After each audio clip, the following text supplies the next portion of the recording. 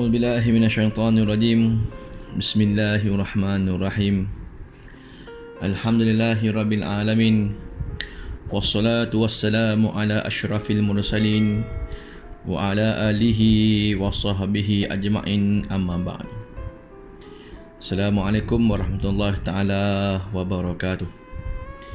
Para jemaah, para penonton yang dihormati lagi dimuliakan, alhamdulillah, kita membawakan secara langsung daripada bumi Madinah Al-Munawwarah, dan sekarang ini kita berada di Bukit Uhud, di satu tempat, iaitulah di Maqbarah Uhud, iaitulah tempat di mana makam syuhada Uhud, para syuhada Uhud yang terkorban syahid dalam peperangan Uhud.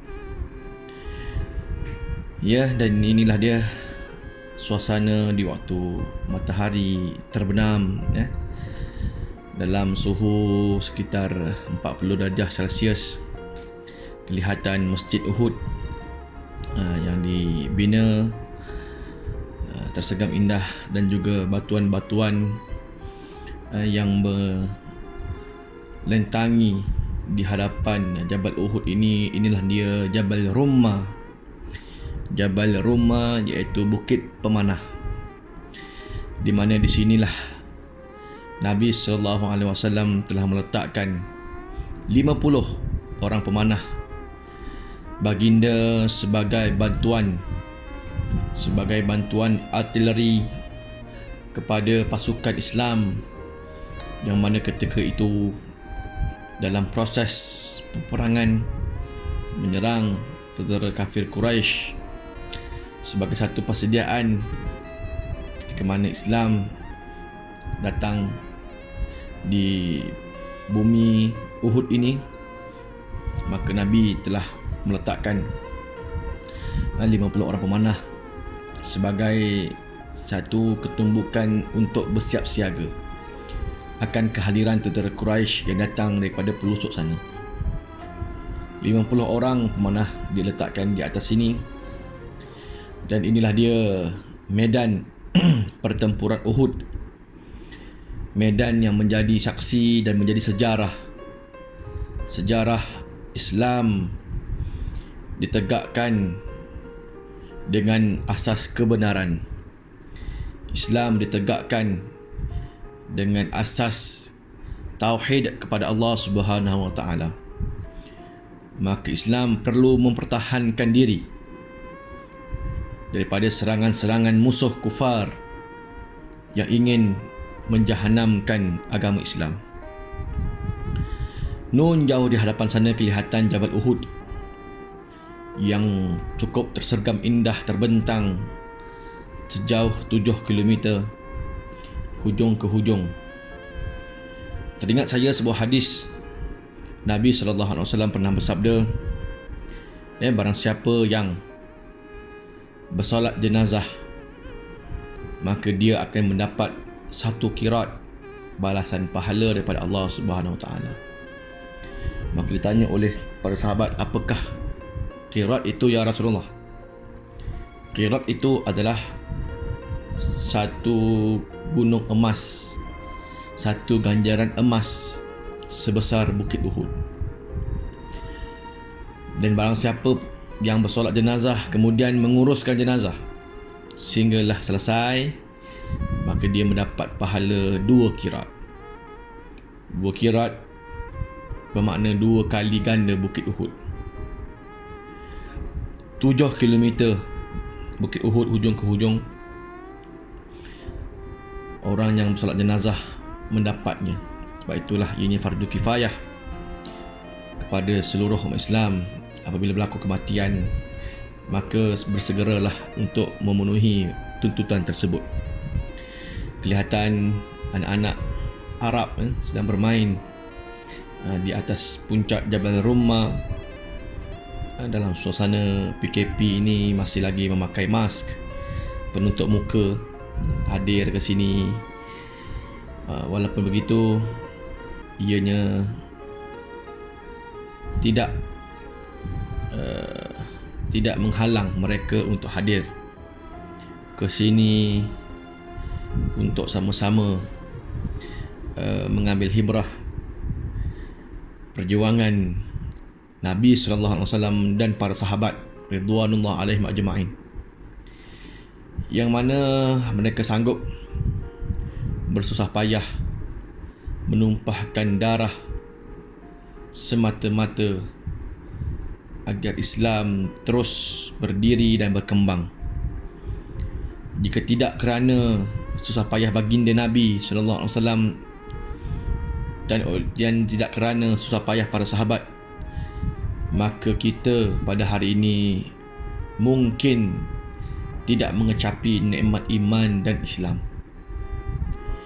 Bumi ini, batuan ini, pasir-pasir, semuanya menjadi saksi kepada peristiwa yang cukup bersejarah dalam Islam. Bukti di mana Islam tetap terus berdiri megah dan gagah apabila menerima ancaman luar daripada musuh-musuh Islam. Kita tidak gentar dan tidak takut. Bahkan kita sanggup mati demi mempertahankan agama Islam. Seandainya kita menang, maka kita menang dalam menegakkan agama Allah. Seandainya kita gugur, maka kita juga menang kerana kita memperoleh syahid di jalan Allah Subhanahu wa taala.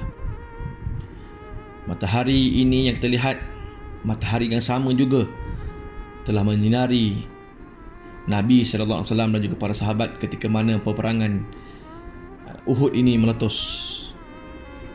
Matahari yang sama juga menjadi saksi kita hari ini berada di bumi Madinah Al-Munawwarah. Tuan-tuan sudah pasti rindu untuk kembali semula ke bumi Madinah Al-Munawwarah. Rindu semula. Rindu yang tidak pernah putus-putus untuk sama-sama kembali ke bumi Madinah Al-Munawwarah, untuk berjumpa dengan Nabi SAW dan melihat sejarah-sejarah yang berada di sekitar bumi Madinah Al-Munawwarah. Pagar yang kita lihat di hadapan ini adalah pagar yang menjadi saksi bahawa di dalamnya terdapat 70 orang syuhada Uhud. Di sinilah juga dimakamkan Sayyidina Hamzah, iaitulah pak saudara Nabi sallallahu alaihi wasallam yang digelar Asadullah, iaitulah singa Allah. Seorang pejuang yang cukup gagah, berani beriman kepada Allah secara terang-terangan dalam fatrah Islam dimusuhi. Islam menerima beban yang kuat daripada Quraisy, tetapi tidak kepada Hamzah, iaitu pak saudara Nabi yang menyatakan keimanan secara terang-terangan kepada Nabi Muhammad SAW dan menegakkan agama Islam sehinggalah beliau gugur syahid dalam perang Uhud ini.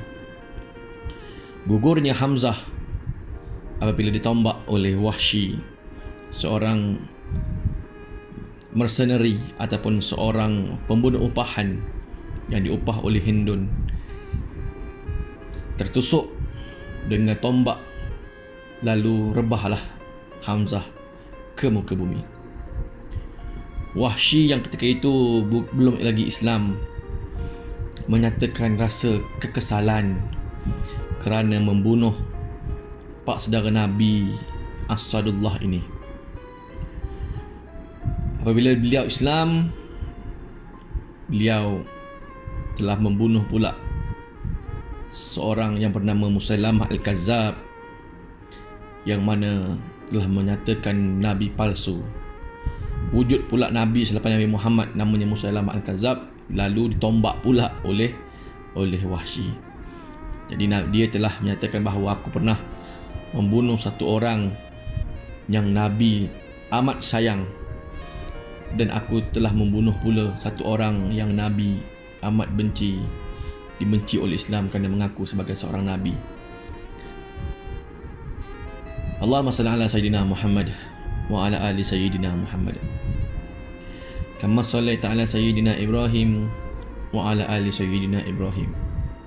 Barik ala sayyidina Muhammad wa ala ali sayyidina Muhammad. Kama barakta ala sayyidina Ibrahim wa ala ali sayyidina Ibrahim fil alamin innaka Hamidum Majid. Selawat dan salam kita panjatkan kepada junjungan besar Nabi Muhammad sallallahu alaihi wasallam. Ya, kita telah menyambut tahun baru, sama-sama membaca doa akhir tahun yang akan masuk sebentar lagi di bumi Madinah Al-Munawwarah. Tuan-tuan yang berada di bumi Malaysia sudah pastinya telah membaca doa akhir tahun dan membaca doa awal tahun. Apa yang kita harapkan di tahun yang baru ini, 1442 Hijrah,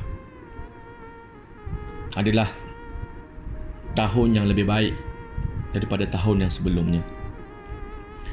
Kita sama-sama berazam dan bertekad agar Allah Ta'ala mengurniakan kepada kita keimanan dan ketakwaan yang lebih tinggi daripada tahun yang sebelumnya. Jika kita renung pada tahun yang sebelumnya yang telah kita tinggalkan, berapa banyak amal yang telah kita lakukan, berapa banyak solat yang telah kita laksanakan, berapa banyak pula bangun malam, solat malam yang telah kita lakukan, berapa banyak puasa sunat telah kita jalankan. Dan kita lihat juga berapa banyak maksiat yang telah kita laksanakan, sama ada yang secara sejar ataupun tidak, secara sengaja maupun tidak. Berapa banyak sedekah yang telah kita hulurkan untuk membantu fakir miskin, menginfakkan harta kita ke jalan Allah Subhanahu Wa Taala. Jika sekiranya tahun yang lepas kita kurang, tahun yang baru ini masih sama-sama kita berazam untuk bertekad agar sama-sama memperbanyakkan lagi infak dan sedekah, membangunkan rumah Allah, sumbangan kepada anak-anak yatim, pusat-pusat tahfiz, majlis-majlis ilmu, berwakaf dan sebagainya. Mudah-mudahan harta yang kita ada menjadi saksi besok di akhirat. Kita akan dibangkitkan dengan para syuhada Uhud ini. Kita akan bersama-sama dengan Nabi sallallahu alaihi wasallam. Golongan yang nak bersama dengan Nabi cukup mudah. Antaranya adalah orang yang rajin menginfakkan hartanya. Kita nak syahid seperti mana para sahabat radhiyallahu alaihim ajma'in mati untuk Islam. Cuba kita tanya diri kita, sanggup tak kita mati untuk agama? Mungkin di mulut kita sanggup, tetapi bila berlaku satu-satu penganiayaan, satu-satu tomahan terhadap Islam, di mana kita dalam membela Islam? Kalau kita tidak sanggup mati untuk agama, untuk Islam, bagaimana mungkin kita nak bersama dengan Nabi sallallahu alaihi wasallam? Kita boleh bersama dengan Nabi, dengan para syuhada, para anbiya, salafus salih, adalah dengan memperbanyakkan sedekah, memperbanyakkan infak.